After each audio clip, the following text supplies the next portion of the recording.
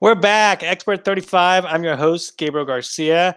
And as promised, we're bringing you experts from 35 different industries talking about the challenges, the hardships, and the opportunities. And we're bringing an OG back. We got Jennifer Johnson back. I will not go away. No, and don't. I don't think people understand just like how important it is to like have these relationships with professionals that you can trust and people that you can build businesses with. And Jennifer, I love your comment that we've known each other for a long time. Longer than my husband. We've partied in Vegas. I forgot. I was there for your birthday. Yeah, we're gonna. Let's awesome. Share a photo. No, I'm just kidding. Oh, no. No, so like it's fun. Just that was fun. I got pictures of us at in Vegas. Well, DM me, text Expert35 to get pictures of Jennifer Johnson. No, I'm just kidding. Join the conversation. And we do have obviously OG Jennifer Johnson, Expert28, and you're gonna get insights and the info to a concierge realtor, which when I heard her, she was starting this, I was like, oh, that sounds cool. But now that I've actually experienced it, now that my parents went through it, and my parents went through 2 other realtors before I was finally able to convince them, like, no, like Jennifer's different. Like, this is what you want. Then that's when I really understood concierge. So just give us a quick little recap of what's a concierge realtor. And I loved your parents, by the way. Your dad is he's adorable. A concierge real estate agent does, think of it, I take care of all the behind the scenes work. I take care of the contractors, the cleaning, if you need drapes, anything that needs to be done before buying and selling. I take care of all behind the scenes, so you never have to leave work or change your schedule. And we're all busy, so I don't want to sit at home and wait for the roofer to show up. So I do it. I'll meet him there, and I know some great people and great resources that are experts. All right, Jana. Sorry, I had to do it. Jana's like blowing you up a little bit, but hey, that's awesome, right? Like, that's funny. Just, like, you know all these people, you're mega connected, right? Which means that you can actually provide a higher level of service, and you're not for everyone, right? You're really there for the people that maybe they don't have the time. They don't have the expertise, clearly, which a lot of us don't have the expertise, right? A lot of people are like, oh, sure, I'll do it for sale by homeowner. Okay, well, then you got to do everything. You got to know your comps. You got to do, and today's conversation is going to be really interesting because it's not how to buy your house, not what to ask to like get your home, not what the realtor should ask, is what should you ask the realtor to make sure you're a good fit. So Jeffrey, I'm just going to let you go with it because I love some of the balance in it. It's like, first question was, how would clients describe you? What does that mean? So and a real estate agent, this is a fast friendship of trust and support. Deals go quick, and it can be frustrating, and it could be a roller coaster ride. So you really need someone standing by your side who's calm and your best advocate, either on the buying or selling side. So you need to really speak to an agent and ask them questions. And I love that. So you can ask an agent, well, how would your clients describe you? Right. And some things to look for, I think, well, my clients describe me as super responsive. I'm always available. I'm really there to help. What else? Do they put your best interest at first? I would want my clients to say, oh, well, she really helped us. She put our needs first before hers. And this wasn't about her. It was about us finding a home. So. And you got to remember, there's 2 realtors. There's a realtor that's selling and the realtor that's helping you buy. So if you're trying to sell and you're like, I just want top dollar, I want the bulldog. Well, that's one thing. But you may also want to be able to like choose who you sell to because like of your home that you're selling. So the way you sell is also important. Absolutely, because you need to price it right so it doesn't sit on the market. Well, right, but even pricing it right, like my experience right now is we're buying a property and we came in way below. We came in below asking, and we came in below a lot of other existing offers, but the owners liked us. The owners actually chose us, and I think that was important that the realtor listened to that. Yep. It was like, and I feel like we're picking up like grandparents, like they're an 87-year-old couple, and we want them to be part of this even after they're only moving. They're downsizing. They're going to be near in the community. So they wanted to be kind of close to a home that was their home for decades. Oh, So, that's another important aspect is like, well, do you just want to sell? Do you want to leave? Do you not want to have an interaction with the buyers? And some realtors won't let the buyers and the sellers talk, right? And there's reasons for that, obviously. yeah, that can be a tricky situation. So you really have to judge each situation as it comes up, because it really does. And you want an agent that can put a personal touch to it, because if you got it under asking and there were multiple offers, then that's a good agent for developing that relationship. Right. And, you know. Barbara's got a quick question. This is, how do I pick out a realtor? And that's what we're talking about. So, Barbara, stay tuned. But no, you want to say something quick to Barbara? Yeah, just pick someone you trust who will be your advocate, and is not necessarily going to tell you what you want to hear, but will be honest and direct and supportive. Yeah, they're not. You don't want them just to sell you the house. You want to buy the home that you're looking for, right? And you really want that communication. So, one of the things we said, I don't know if it's in our list, but right, the energy. Like, what do you think about that connection? How important is that? Oh, it's everything. It's Mhm. everything. And a good agent will kind of follow their client's lead on the energy level and Mhm. just the way they want to be communicated with. Because I'm hyper, but if I have a Mhm. client who's not, then it's calm and it's more monotone. And you just need to follow that as your client and talk to them the way they want to be spoken to. That's important. Now, if we don't like the realtor, what's our right? Can we just terminate a realtor? What can we do if we don't like them?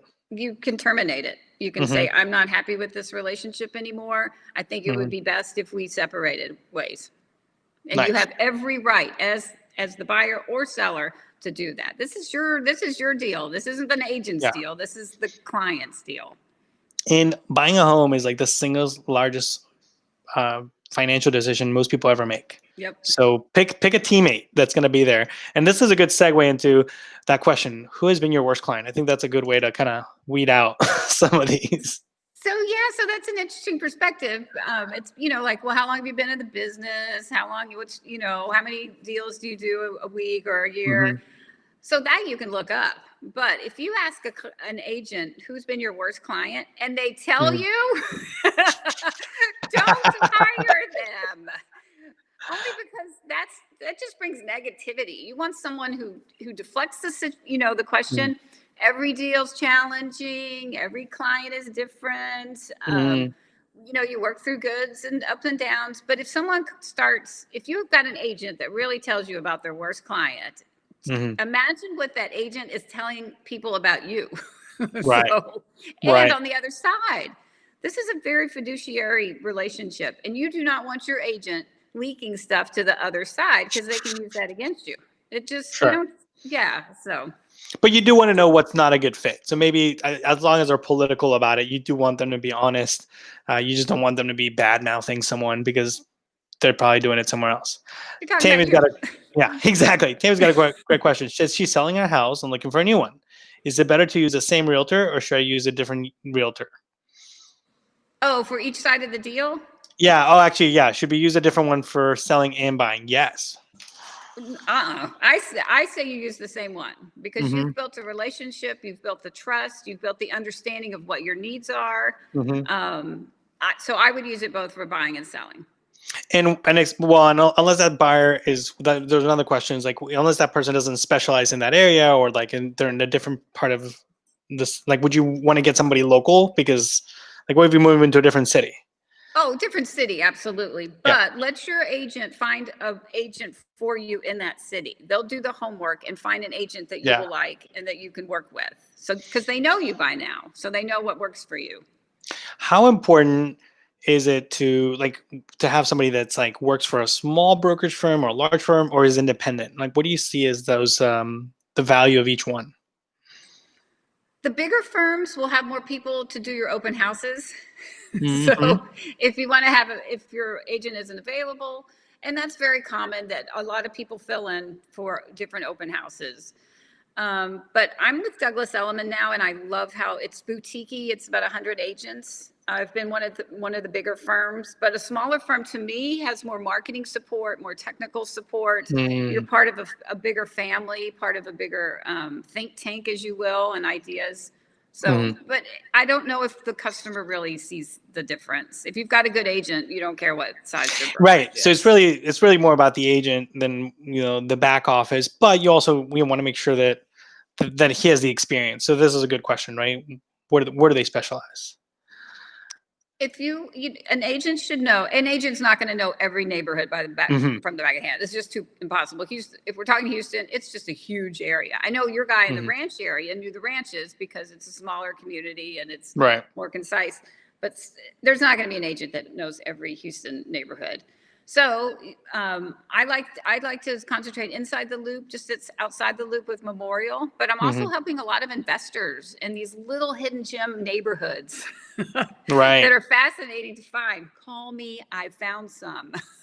Well, and that's important, right? Because a lot of people, everybody knows a realtor. I mean, there's so many realtors, and that's also coming up onto the next question. Is like, why do you become a realtor? But everybody knows someone, so sometimes you feel like, oh, I need to go with them because they're they're there at every Thanksgiving or whatever, right? And that's hard. It's hard as like say no, but it's such a big financial decision. Like, what do you suggest? Like, if you could give somebody like some confidence, is like, hey, if you don't feel 100% with them, like, how should you find another realtor? Well, you can call me. Jennifer Johnson, expert 28. So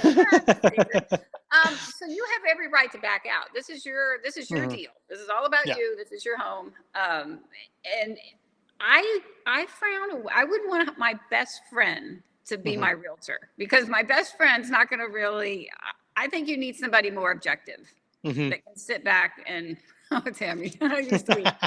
I think you need someone very objective and who will tell you stuff you don't necessarily want to hear in a very kind and supportive way. Right. And that's almost the same. I didn't even notice that was the same. Greg has the same question. What if it's your family member? Right. So that's even worse. It's this friend. No, it has your family member. So really, I mean, if you're not comfortable, what you're saying is find another realtor. I guess my question is, what would you say is the best way to find realtors? Like, should you go online, like maybe find a property you're interested in and interview that realtor? Or like, if you don't, if you're fresh out, everybody close to you is someone you don't want to do this transaction, right? Because the realtor is going to know a lot of stuff about you too, as you're buying this home, and they're going to know they're going to know the interest, they're going to know your credit score. I mean, they know a lot of stuff about you. So if you're trying to protect that, or you're uncomfortable with it, how do you interview realtors? Like, how do you find them? Referrals. You talk to your friends. Hey, or if you have, a neighbor that recently sold or moved in, ask them, how was your realtor? How did they treat you? Were they responsive? All that stuff. So I would online is great because you can see everybody's achievements and what they've sold, what they've closed. But I think talking to someone who's really worked with them makes a big difference. Yeah. No, so that's talk great. to your friends. Talk to your friends, put it out there. Just make sure they're not friends with the other friend that you don't want to be a realtor. And make an offer dinner. Right. This was a great question, right? Like, what, and Jennifer, why did you become a real estate agent? I'll ask you. Your question you should ask someone. Well, I remember it was my first day at another brokerage, and an older gentleman, he was super nice. He goes, now, what's the most important part of being an agent? And I said, to help somebody. He goes, no, it's to make money. And I'm like, uh-oh, what am I done? And that was when I first started. But to me, and I will stick by it until the day I die, I got into real estate to help people. That's the bottom line, because this is it's a transaction. It's a serious, very expensive legal transaction. And you need someone to help you with this. You need someone to steer you in the right direction and protect you. You need to be protected. So bottom line, I got in to help people. I love it. It's so gratifying. It's, when somebody gets a closing, and I'm getting goosebumps now, everybody's so happy and they've got a new home or they successfully sold their home. It's just it's hard to describe, but it's a wonderful feeling to know that somebody is so happy at that moment, and you help them get to that point. So, And you want that answer to be aligned with you. Maybe maybe you're just like, oh, I want to get like rock bottom deals. I want a bulldog. Man, that's what you want to hear, right? Like everybody looks for a different type of realtor. And if you're looking for someone, like I actually was talking to somebody that was getting into real estate, and he says, man, I just want to get into like gentrification locations and like investment where it's high risk. Hey, that's not for everybody. Not everybody's looking to do the biggest financial purchase of their life, be a high risk, piece. So that, yeah, those are really, really good questions to like just set the foundation for that relationship, right? Because it really is trustworthy. And then the last one that we've got in terms of your top 5 is, I think it's the most important, is communication, right? So how would you keep in contact during the process, and how often? Why is that an important question to ask? Yeah. So if you're interviewing a real estate agent, ask how often do you contact? What is Mm-hmm. your what's your update for, when do you update me? Um, and the agent should ask you, what is your preferred method of contact? Do you prefer Mm-hmm. emails? Do you prefer phone calls? Do you prefer text? Then the agent should follow that directive. Like I had a client that didn't want to be have text coming in all day, so I emailed her. It would have been much quicker to have text, but I appreciated that she was working and didn't want to be Right. interrupted, and she would get to an email when she got to it.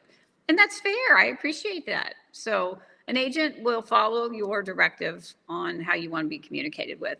And an agent should never leave you wondering what's going on. Mm-hmm. Even if nothing's happening, an agent should say, Right. hey, nothing's going on. We're still working. Here we are in the process.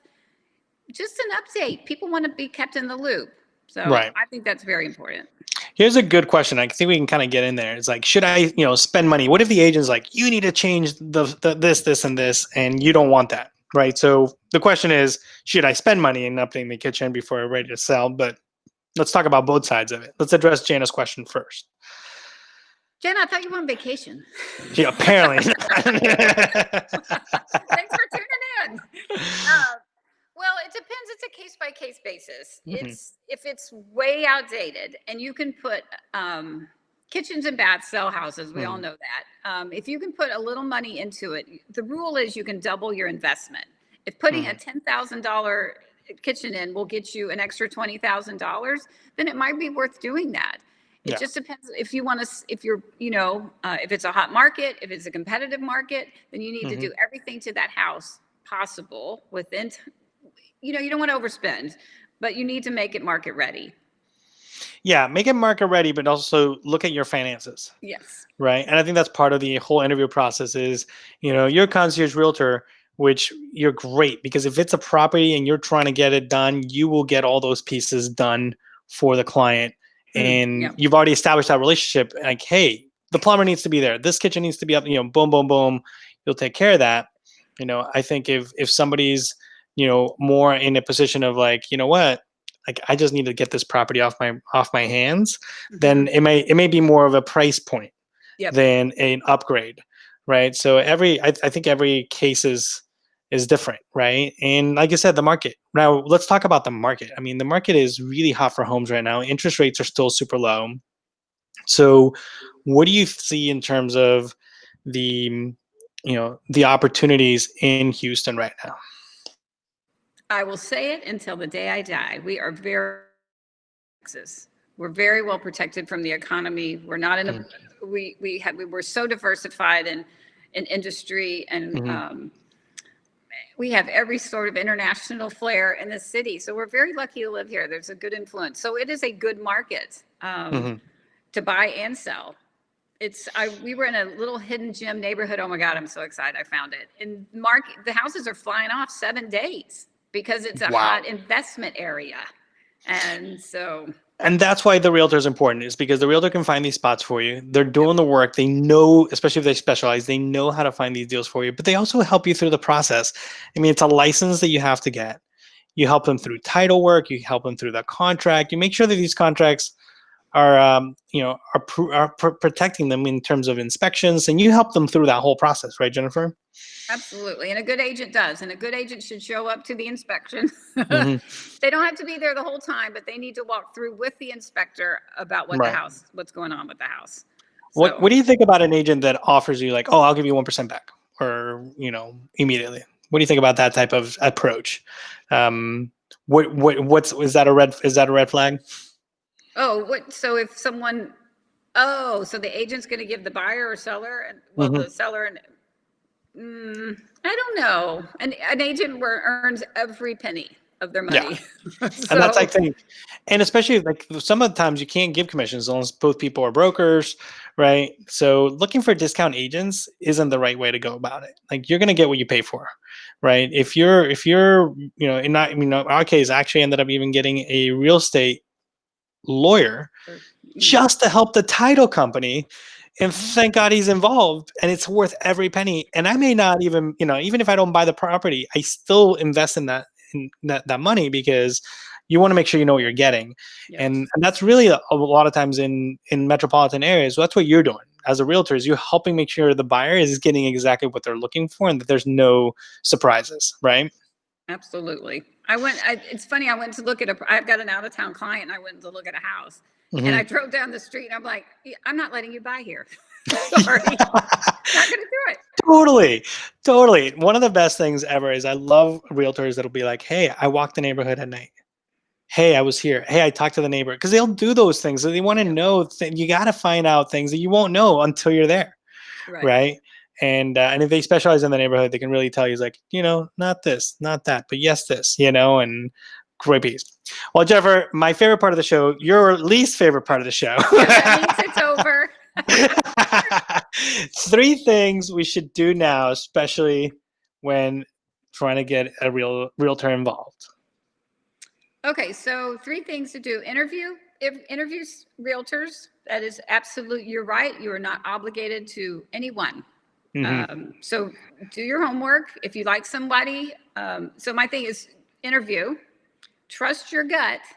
Your gut will tell you if it's a good fit or not. And do not be afraid to break it off. If you're in a real estate relationship that's not working, you have every right to terminate it and find someone that works best for you. So important. So great having OG Jennifer on the show. Yay! I think that people forget, like, and I think that's my biggest takeaway from it is, one, you don't have to go with your family, friend. No. Right. If you're not comfortable, don't even approach that conversation, because it's even harder to cancel. But you have every right to cancel. Buyer, seller, right? It's a relationship. And even if you some of these contracts are intimidating, but they're written not by the agents themselves. Like, there's like federal mandated contracts, right? Or state mandated contracts. Mm-hmm. That's actually another one. Actually, if you're we should totally put some of those links on the chat, Jennifer, in terms of like, hey, make sure that there's like these disclosures, make sure that like they're using like a real contract, not like a contract that they pulled off of Word that they made themselves, right? Yeah, because that doesn't protect the buyer or seller. Exactly. So make sure, and make sure they're licensed. I think these are obvious. Yeah. They're a little too obvious, but sometimes, we've got all kinds of people going through some very interesting changes. So, Jennifer, we're going to let you go on the chat and put some of those comments on there, because it's just so important. Thanks again what you do, and would love to have you back, and let us know what's going on. Can't get rid of you. All right, Jennifer. Thank you so much. Oh, thank you. That's so much fun. Thanks, bye-bye. Everybody. That was Jennifer Johnson. Man, so important. So, and I've been going through it, buying a property. I could show you a huge old binder, but the realtor made it important, made it easy. And also, it's just the help and having a team around you. It's a huge decision. And you also want to make sure that you're not just buying it because of the emotional component, but you also want to make sure you're protected. It's a very long-term decision that can really hurt you if you don't have the right team. So again, thanks, Jennifer, for being on the show.